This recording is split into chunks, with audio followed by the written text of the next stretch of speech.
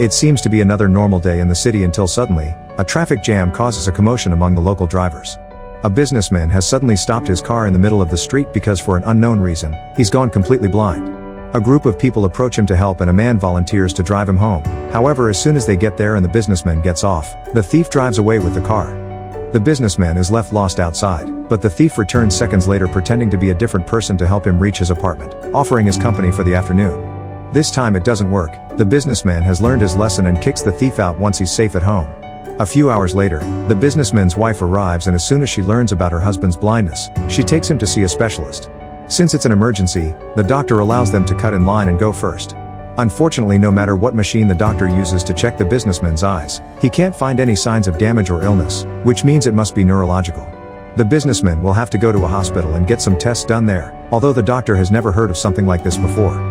After the couple leaves, the doctor receives his other patients, which include a child, a woman with sunglasses and a man with an eye patch. Meanwhile, the thief is driving the stolen car around town and trying to avoid the cops until he has no choice but to pull over because he has gone blind as well. He ends up going to the police for help, and when an officer takes him to his old home, his ex-wife refuses to let him in. Later in the evening, Sunglasses Woman goes to a hotel and after asking the bartender for a drink, she joins her client upstairs. Their meeting goes well, but the afterglow is ruined when she suddenly starts freaking out as her vision goes white too. The doctor goes home to have a lovely dinner with his wife, and all goes well until they wake up the next morning and he also finds himself unable to see. They call the hospital to warn them about a possible infection going around, and they're believed because the child is there too, unable to see as well. Soon cases of sudden blindness begin appearing all over the city, and the government begins taking the first steps to stop it. The doctor's office is closed by the authorities, and the doctor himself is taken away to be quarantined. His wife can't stand the idea of being away from him, so she decides to lie and pretend she's blind too in order to be quarantined with him. The couple is taken to a derelict asylum, which is completely empty and not even other doctors will be staying there with them. Each ward has a phone to contact the guards outside, but it can only be used for emergencies and each ward must have a representative as the only person that can use it. Soon, more people start arriving, like the thief, the sunglasses woman, the kid, and the businessman. The doctor and his wife agree to keep her sight a secret, and by pretending she explored and memorized the place when they arrived, the doctor's wife becomes a guide for everyone when they need help with things like going to the bathroom. During their first trip out of the room, the thief walks behind Sunglasses Woman and gets a little too handsy, which makes her respond by kicking him in the leg. Her heel causes a serious wound that the doctor and his wife end up bandaging with a shirt, because there's no first aid kit around. Later, the doctor's wife can't sleep, thinking about a possible infection of the thief's leg and afraid she may wake up blind too. The doctor tries to get frisky with her, but she prefers to take a walk to deal with her worries. The next morning, more people arrive, and the businessman gets to reunite with his wife while the kid laments that his mother hasn't shown up yet. The doctor and his wife try to talk to the guards and ask for help for the thief's leg, but the guards don't cooperate, they just point their weapons at them and make them return to their room under threat. Sometime later, they receive their first box of food, which is as bad as a school or prison cafeteria. There's also not enough of it. The doctor's wife tries using the emergency phone to ask for more food and a first aid kit, but nobody picks up her call except for an answering machine where she leaves plenty of messages. Weeks start to pass and each day, more and more infected people are sent to the asylum. The doctor's wife ties a cloth line between wards as a guide and the doctor's chosen as representative of Ward 1, but keeping order soon becomes impossible. Since everyone is blind, they soon stop caring about tidiness, and people begin wandering around without clothes and relieving themselves in the middle of the hallway. The businessman tries to keep his mood up by chatting with his wife about their young days, but his wife can't stand to even think about happier times.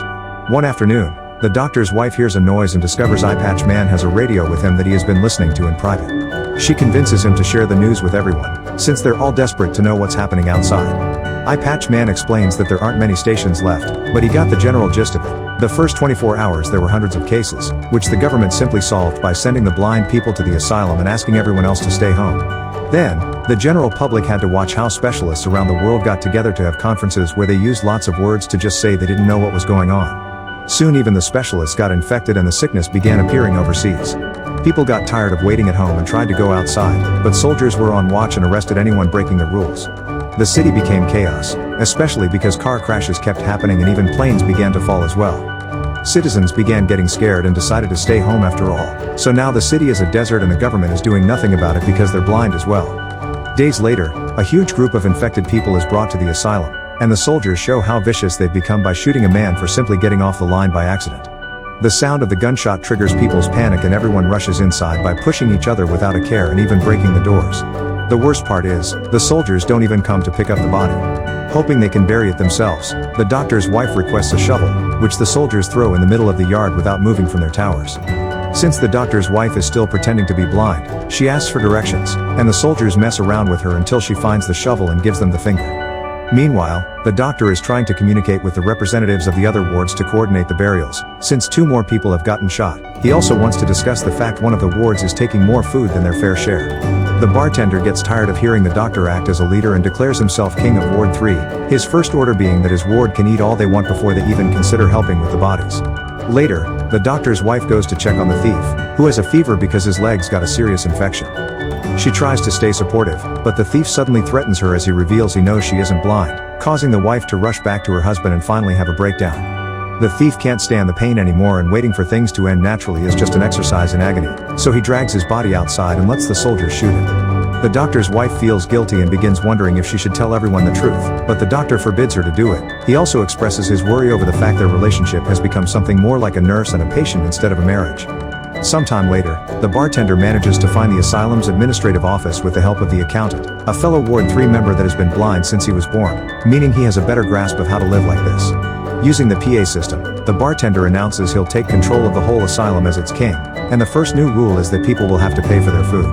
This rule isn't well received and soon there's chaos near the food storage as everyone fights to get access, so the bartender reveals his secret card. He managed to keep a handgun with him when he was brought to the asylum. With a warning shot, he sends everyone back and takes control of the food storage, announcing they'll be guarding it all day long and threatening to shoot anyone that tries to steal. Some people consider not playing along, but it's too dangerous when the enemy has a weapon. The doctor's wife begins collecting everything she can from the people in her ward, from jewelry that includes wedding rings to anything that they can find in their pockets, although she keeps a pair of scissors that she finds in a woman's bag. The kid doesn't have anything to offer, but Sunglasses Woman has become his surrogate mother and promises to pay for him. At the food storage, the accountant is using his experience to identify the quality of the objects they're brought by touching them. No matter how expensive the jewelry is though, the bartender only assigns a couple of boxes per ward and threatens anyone that dares to complain. People find themselves having to share one-person meals, and the doctor keeps to himself, not in the mood to keep his leadership kindness up when he feels like a failure. Sunglasses Woman approaches him to comfort him, reminding him there's nothing he can do against a gun, and the 2 of them end up getting frisky on the floor.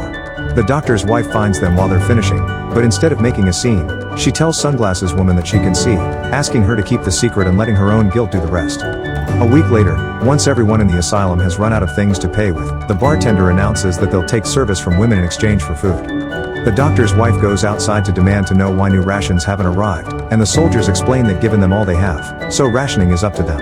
An argument begins around Ward 1 deciding on how to proceed, and the doctor cuts it short, pointing out it's not up to them to make the women do anything.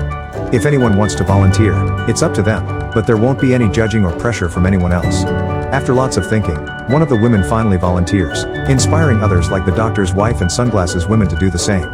Businessman doesn't want his wife to go and tries to forbid it, but the wife reminds him she shouldn't be treated any differently and goes anyway. The accountant comes to pick the women up and takes them to the food storage room, where they have the worst night of their lives. The guys are vicious and violent, and one of them goes so far with the manhandling that he kills one of the women. In the morning, the doctor's wife asks for someone else to go and pick up the food because the women have come back with the body in their hands, ready to clean her up and give her the goodbye she deserves. Later that day, the accountant checks a different ward for more volunteers, and he even has the nerve to come to Ward 1 to congratulate them on a job well done, even if one of them didn't move much. It seems they don't know one of the women had been dead and they used her anyway, so the doctor's wife informs him of this, leaving him speechless. All this taunting finally makes the doctor's wife snap and takes the scissors with her to the storage room, where everyone is distracted by the women from Ward 2. Without hesitation, she kills the bartender with the scissors before dragging the girls with her while the accountant realizes what has happened and retrieves the gun, but none of his shots land. On her way out, the doctor's wife makes an announcement of her own. If they don't release the food, more men will die. Now it's her who will be collecting. The doctor worries this will start a war, and he's right. Ward 3 barricades the area and still doesn't release the food. Ward 1 gets ready to fight and recover what is theirs, but before they can do anything, one of the women decides to take revenge. It turns out she's kept a lighter hidden in her pocket all this time, and she uses it to sneak into Ward 3 and start a fire. The flames are quick to spread, killing many men, and before panic can take over, the doctor's wife guides them out of the building. Surprisingly, nobody gets shot because the guards aren't even in their towers anymore. The doors aren't locked either, which can only mean one thing: they're finally free. The doctor, his wife, the kid, eye patch man, sunglasses woman, the businessman, and his wife decide to stick together as they make their way downtown, where they discover society has collapsed. The city has become a post-apocalyptic wasteland where the few people left wander around as they try to survive, attacking each other if they even suspect there can be food in their pockets. Some animals are even feeding on bodies. The doctor and his wife leave the group hidden inside a bar while they go to the nearest market to see if they can find some food. The people there are grasping at the few things that are left on the shelves, but the doctor's wife can see and is able to find a set of stairs that takes her to a storage room while the doctor gathers clothes. After filling a few bags, the wife tries to make her way out, but the people there hear the noise the things in her bags make and jump on her to rob her. Fortunately, the doctor hears this and comes to help, pushing everyone away and putting himself between the crowd and his wife as a shield as they run out of the building. Once they're far enough, the wife takes a moment to get herself together while the doctor goes back to retrieve the clothes he had dropped on their way out, and a cute dog takes the chance to come closer and befriend her. Suddenly, to everyone's surprise, it begins raining, and the wife takes the dog with her inside a church to wait for her husband under a dry roof. The church is incredibly crowded and all the statues have had their eyes covered, yet a priest won't stop promoting the word of God. Outside, people are taking the chance to collect water and wash their bodies since they hadn't had clean water in a long time. The doctor comes back with the clothes and picks up his wife to rejoin the group with the dog following them, becoming their new companion. The group eats some rations inside the bar and decides to stay the night there to rest properly. Then in the morning, they go out again, carefully walking through the city to reach the house of the doctor and his wife, who have offered to share it with everyone. From then on, the group manages to establish a routine. With the guidance of the wife's sight, they clean the apartment and share the doctor's clothes. They only go out when they need to find food, and they collect water and wash whenever it rains. Eye Patch Man wishes to live with them forever because they've become a family, and the businessman's wife finally reconnects with her husband, sharing some memories of their young days as well. The doctor and his wife also get to reconnect, and now that she isn't overwhelmed with stress anymore, she accepts to get frisky with him again. Weeks later, everyone is getting ready for breakfast when the businessman suddenly starts yelling. In the same abrupt way blindness had come to him, it is now gone and he can see again. Everyone starts celebrating as they understand their bodies can fight off the disease and blindness is temporary, which means hope is back on the table for their futures. Make sure to subscribe and turn on notifications so you can watch more videos like this. Thanks for watching.